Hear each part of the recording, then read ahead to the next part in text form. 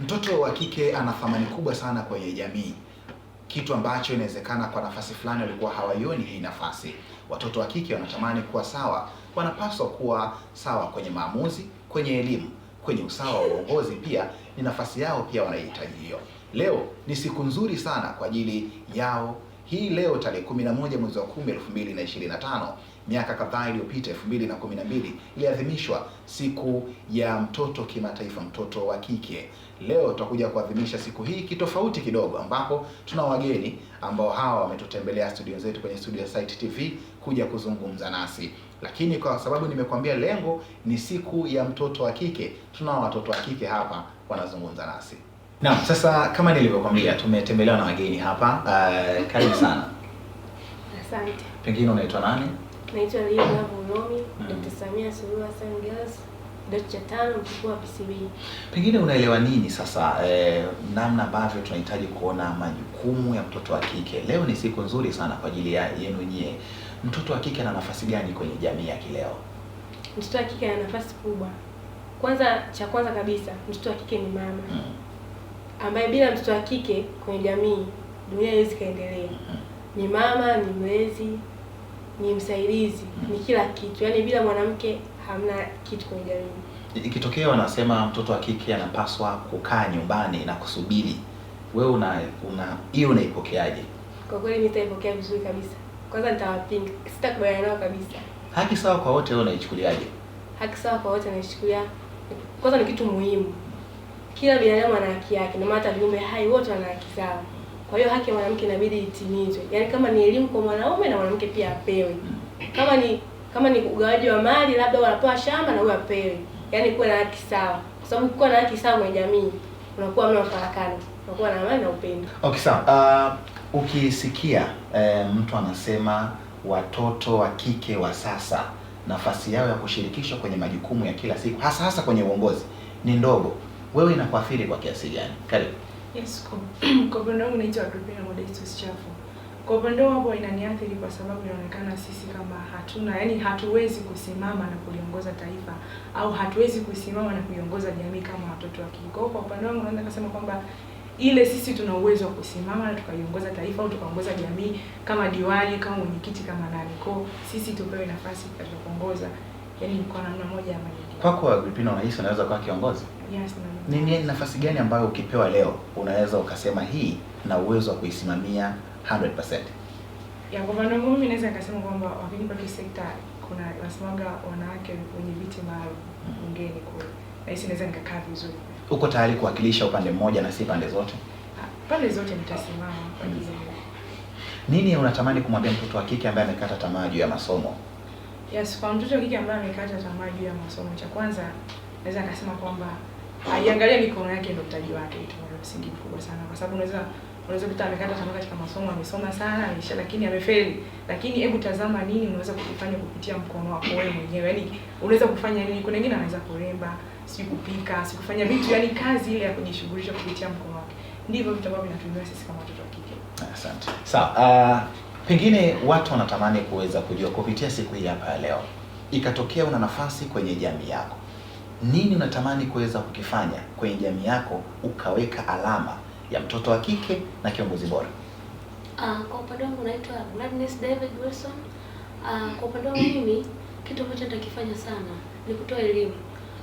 Nikipata nafasi nitatoa elimu sana nitatoa elimu sasa. Ukiangalia katika maeneo ya vijijini, yaani wanakosa elimu hawana elimu kuhusu siku ya mtoto wa kike. Yaani ni kwamba ni vitu ambavyo havitambuliki, kwani hawajui kabisa. Kwa hiyo nitatoa elimu ili kwamba watu wa kike ajue kwamba na yeye kumbe na mimi nina thamani. Mimi pia kumbe ninatambulika na dunia. Hivyo. Mila na desturi zinatesa sana kwenye jamii zetu. Ni mila na desturi zipi ambazo natamani wewe zingeondolewa kwa sasa au zinaiumiza sana jamii yetu hasa watoto wa kike? Mila ya kwanza inayotesa sana jamii ni ukeketaji. Ili lipo katika kabila na kutoka Wagogo wanalifanya sana ili jambo, yaani kwamba wamechukulia kama ni kitu ambacho wanasema kwamba wao, sababu ambazo wanazisema kwamba wao za kukeketa ni kwamba sababu ya kwanza wanasema kwamba unamfanya mwanamke awe safi, yaani kwamba wanahesabu kwamba ile kitendo kile kufanya ni kama unamuondolea mwanamke uchafu.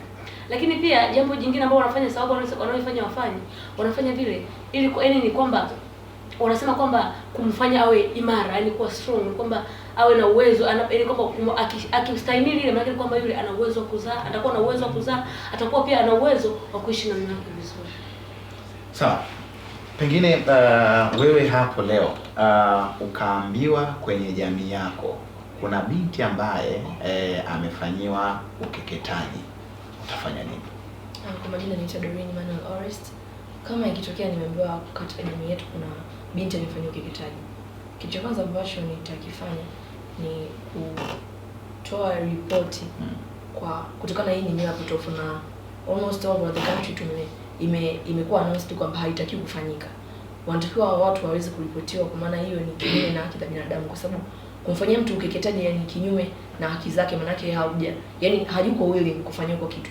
Kwa kwanza watu wanatakiwa kuripotiwa. Kitu kingine pia ni elimu zaidi endelee kutoa katika jamii, kwamba nitatoa elimu kwamba hiyo tamaduni ya kukeketa wasichana ni tamaduni ambayo ina affect sana kwa kiasi kikubwa. Tukiangalia kwa mfano ukeketaji unaweza kusababisha wanawake wasichana wakapoteza damu nyingi wakati wa kukeketwa. Pia inaweza kusababisha kuspread kwa magonjwa, kwa mfano HIV, kutokana na vile vitu ambavyo vinatumika katika ukeketaji. Kwa mfano wanatumia sharp tools, yani zile vifaa wanatumia vinatumika kwa wote, yani wanakuwa wanashare vile vifaa. Kwa hiyo inaweza kusababisha kuspread kwa HIV. Na pia kitu kingine, wasichana ambao wanakuwa wakeketwa huwa wakiwa wakati wa kuzaa wanapitia changamoto kubwa sana.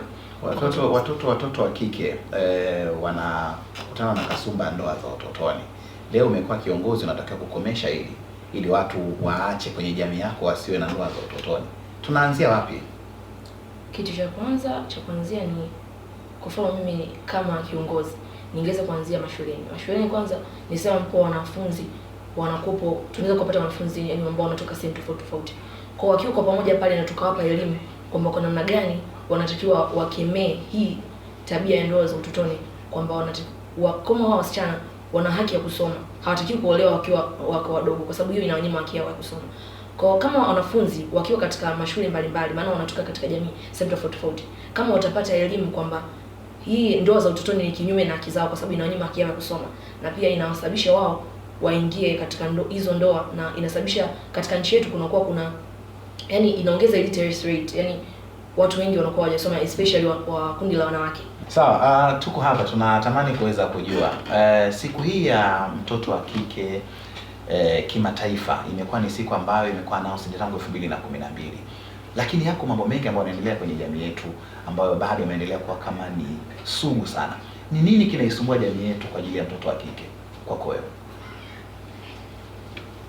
Kwangu mimi, kwanza kabisa naitwa Adelina Frank Mkelemi. Kwangu mimi kitu ambacho kinaisumbua sana jamii kuhusiana na mtoto wa kike, nadhani ni vile mtoto wa kike ambavyo anachukuliwa katika jamii, ni vile mtoto wa kike anavyoteseka. Jamii pia ndo inapata kwamba kusema mtoto wa kike kumbe anateseka. Kwa mfano, kwenye upande wa elimu, kuna baadhi ya jamii mpaka leo kwa watoto wa kike hawapewi elimu, lakini kuna baadhi ya elimu wanapewa elimu. Kwa hiyo hichi kitu kinapatia jamii kujua kwamba mtoto wa kike naye lazima apewe elimu. Asipopewa elimu huenda hatoendelea au hatotofautiana na zile mila za zamani. Na ndio maana mpaka leo tunaendelea kuwepo katika hii siku ya kimataifa ya wasichana. Shule zetu zifanye nini kwa ajili ya kuboresha mazingira rafiki kwa ajili ya mtoto wa kike? Kwa majina naitwa Flora Fadhili Mwakitete, ni mwanafunzi wa kidato cha 6 mchepuo wa HKL Dr. Samia Suluhu Hassan. Cha msingi cha kufanya shule zetu kwa ajili ya kuboresha maendeleo ya mtoto wa kike, cha kwanza kujenga shule zenye mabweni ambapo watoto wa kike watakuwa wakikaa hostel, kitu ambacho kitasaidia watoto wa kike kuepukana na vishawishi, kama vile mama yetu Mama Samia alivyojenga shule nyingi za watoto wa kike na ni za mabweni ambazo zinasaidia watoto wa kike kukaa katika mabweni, kiasi cha kwamba kinasaidia kupata muda mwingi wa kujisomea na kuepuka vishawishi ambazo labda wangekuwa wanaenda na kurudi shule wangekutana navyo, au changamoto mbalimbali za kifamilia, maana familia nyingi huwa zinavunja moyo watoto wa kike. Kwa hiyo wanapokaa katika hayo mabweni inasaidia watoto wa kike katika kuepukana na hivyo vishawishi. Shukrani sana. Pengine sasa ungeambiwa leo kwamba unataka kushauri mtoto wa kike anapaswa kushiriki nini sasa hasa kwenye jamii zetu? Okay, kwa majina naitwa Rahma Isa Mkombozi, mwanafunzi wa shule ya sekondari ya wasichana Dr. Samia Suluhu Hassan.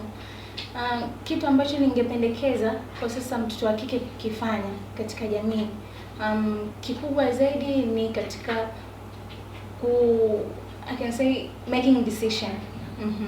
Katika kutoa mawazo, kutoa maoni mbalimbali, hasa katika familia, maana tunaanzia ngazi ndogo, katika familia na hata kwenye jamii na pia katika nchi pia. Kwa sababu tumeona kwamba tatizo kubwa ambalo linatukumba sisi watoto wa kike ni hivyo, katika kutoa maoni mbalimbali, ushauri katika familia. Unakuta mtoto wa kiume au mkubwa ndo anatoa maamuzi, hasa watoto wa kiume, kwamba wewe ndio inabidi utoe maamuzi, kwamba wewe ndio una akili, lakini bila kusahau kwamba hata sisi pia tuna nafasi hiyo, tunaweza kwamba kutoa ushauri mbalimbali katika familia, katika mambo mbalimbali. Lakini sasa wewe ukiambiwa leo kwamba mtoto wa kike hayana umuhimu wa kusoma, nini utetezi wako ili mtoto aende shule? Kwa majina naitwa Latifa Hamisi Mwalimu, mwanafunzi wa kidato cha 5 katika mchepuo PCB. Naweza kujibu hilo swali kwa kusema yani tukikataza sisi watoto wa kike kwamba tusipewe elimu yani kabisa, hiyo itakuwa ni uongo. Kwa sababu kwa nini yani tutapata ile chachu kwamba kwa nini wale wapewe wavulana na sisi tunyimwe? Kwa hiyo tunaweza tukajipambania labda kwa kuweka semina mbalimbali au kuweka kampeni mbalimbali kwamba mtoto wa kike pia ana haki ya kusomeshwa na kupewa kipaumbele katika elimu. Mzazi anataka kukuozesha, wewe unataka kusoma, unataka kutumia kitu gani kumwambia ili wewe uende shule? Naweza nikamwahidi mzazi kwamba anipe nafasi nimuoneshe kwamba naweza. Kwa anipe muda kwamba nikikosea kule ambapo mimi nimepachagua ndio afanye maamuzi yeye anayotaka. Ikitokea kwenu mna ndoa za utotoni na wewe unashuhudia kabisa kwenye jamii yenu, na sasa ile jamii inayokuzunguka kuanzia ndugu, baba, mama na wengine wengi, nini unafanya? Cha kwanza kabisa ambacho nitakifanya ni kuwashauri wakubwa wangu, kwa sababu tayari mimi nishapata elimu kwamba hizi ndoa za utotoni hazihitajiki na sio nzuri hivyo. Kwa hiyo nitatumia nafasi kutoa ushauri kwamba na kutoa negative impacts ambazo zinatokea kwenye hizo ndoa za utotoni. Kama mimba za utotoni hivyo. Kwa hiyo kikubwa ambacho nitafanya ni kutoa elimu juu ya masuala haya ya ndoa ya utotoni. Sawa, mimi nashukuru sana. Na mtazamaji wa Site TV, umeshuhudia maoni tofauti yaliyozungumzwa na wasichana ambao walikuwepo hapa ndani. Wamezungumza leo, ilikuwa ni siku yao ya mtoto wa kike. Wengi wametoa maoni, wanatamani kwa viongozi wangefanya nini. Pengine nawe pia umesikia ni nini wanaweza kukifanya wakiwa viongozi. Wewe pia unayo maoni, nini tukifanye kwa ajili ya kuweza kumsaidia huyu mtoto wa kike kutimiza ndoto yake? Mimi naitwa Kevin Mwaserela, wakati mwingine.